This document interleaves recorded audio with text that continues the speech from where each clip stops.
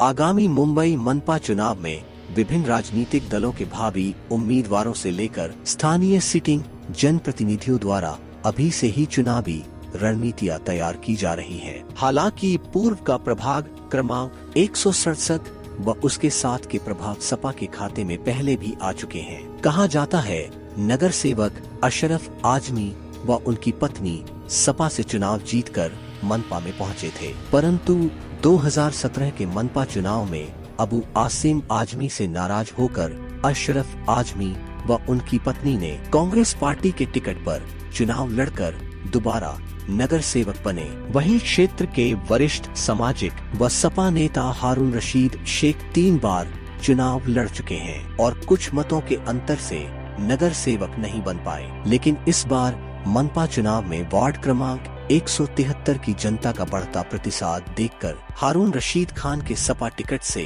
मनपा में चुनाव जीतने की संभावना व्यक्त की जा रही है। बबलू साहब, आपका प्रसार माध्यम मीडिया में आपका बहुत बहुत स्वागत है। धन्यवाद। आज हम मौजूद हैं यहाँ कुर्ला पाइप रोड के मरकज मस्जिद के बगल में समाजवादी पार्टी के कार्यालय और युवा सपा नेता हारून बबलू खान के ऑफिस में कार्य। आज हम आपसे चर्चा करने आए हैं आगामी मुंबई महानगर पालिका चुनाव को लेकर के 2022 को लेकर के जो आज तैयारियां चल रही राजनीतिक पार्टियों में, उसी संबंध में उसी सिलसिले से हम चर्चा करेंगे आपसे। और दूसरी बात ये है कि जो विभागों मनपा विभागों की जो संरचना हुई है उससे जहां सेना बीजेपी वाद प्रतिवाद चल रहा है, एक दूसरे पे आरोप लगा रहे हैं, क्या उसको छोड़ करके क्या अन्य राजनीतिक दलों को भी इसका लाभ या नुकसान होगा? इसी सब चर्चा से हम जुड़े हैं और हम आपको ले चलते हैं हारून बबलू जी के सम्मुख। सर, आप ये बताना चाहेंगे कि मुंबई महानगर पालिका के आप बहुत चर्चित चेहरे हैं, आप इसके पहले भी कई बार चुनाव लड़ चुके हैं जी। कि ऐसी क्या बात रहेगी, कुछ ऐसी का मतलब कुछ वोटों से या ऐसा कुछ हो उससे कि मतलब आपको मौके से हो जाएंगे? आपकी बात जो मौका है, जो माहौल बना है, उसको देखते हुए क्या कहना चाहेंगे आप? नहीं, इस वक्त तो पब्लिक बहुत ज़्यादा साथ में है। उसकी 2 बहुत बड़े कारण है, रीज़न है। इससे पहले जो मैं इलेक्शन लड़ा, तीनों मरतबा मैं सेकंड पोजीशन पे आया। उसकी एक प्रमुख वजह ये थी कि मैं काम जो भी करता था उसको बहुत ज़्यादा हाईलाइट या शो में नहीं रहता था। मेरा मानना ऐसा था कि किसी का काम कोई मजबूर आता है हमारे पास, उसका काम कर दें, उसको हम बहुत ज़्यादा शो नहीं करते थे।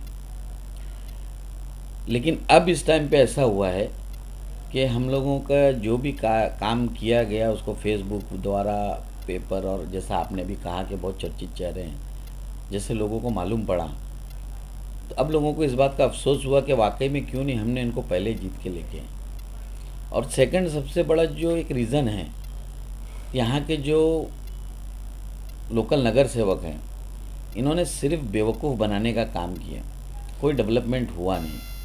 इसकी वजह से अवाम सब सारी चीज़ें समझ गई है। कुछ अफसोस है अवाम को, और वो जो पिछली गलतियां हुई है अब नहीं दोहराएंगे। और इस टाइम पे समाजवादी की सीट शायद मेरी शक्ल में बहुत अच्छी मार्जिन से जीत के आएगी।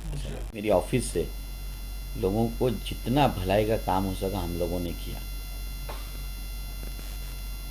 हमने अनाज भी बांटे, कच्चा पक्का दोनों। जिनको गांव जाना था वो बस भर भर के हमने यहाँ से भेजे।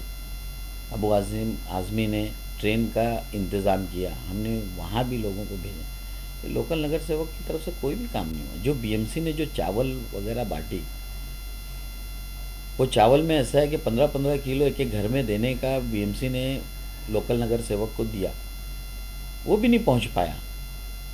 कहाँ चला गया पता नहीं। वैक्सीनेशन का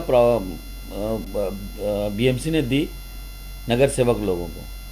यहाँ वैक्सीनेशन लगाने के लिए एक सेंटर, मिलेनियम सेंटर खोला गया। उसके ऊपर जब लोग जाते थे तो वहाँ बोला जाता था कि जाइए अशरफ आज़मी साहब का टोकन लेके आइए। 1 किलोमीटर दूर था। पहले आदमी जाते थे वहाँ से टोकन लाते, पर उनको टोकन के लिए लाइन लगाना पड़ता था। फिर वो वहाँ से इधर आते थे तो इनको पता चलता था 2 दिन बाद अभी आपके टोकन का नंबर होगा। मैंने एक बहुत ज़बरदस्त एहतजाज किया उधर पे। एल वार्ड के ऑफिसर MOH साहब जाधव साहब आए, फिर उन्होंने उस सिस्टम को बंद किया, तो जनता ने राहत ली। ये सब देख रही है, जनता भी देख रही है और ऊपर वाला भी देख रहा है, इसीलिए इतनी कामयाबी मिली है।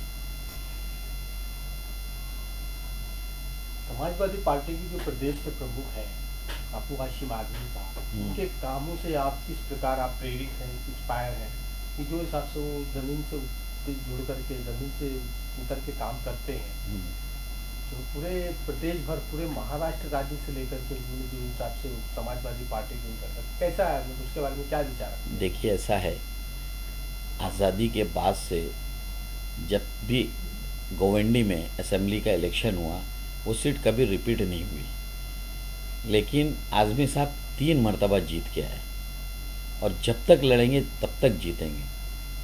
वहाँ पर पानी की समस्या थी, लोग पानी खरीद के पीते थे।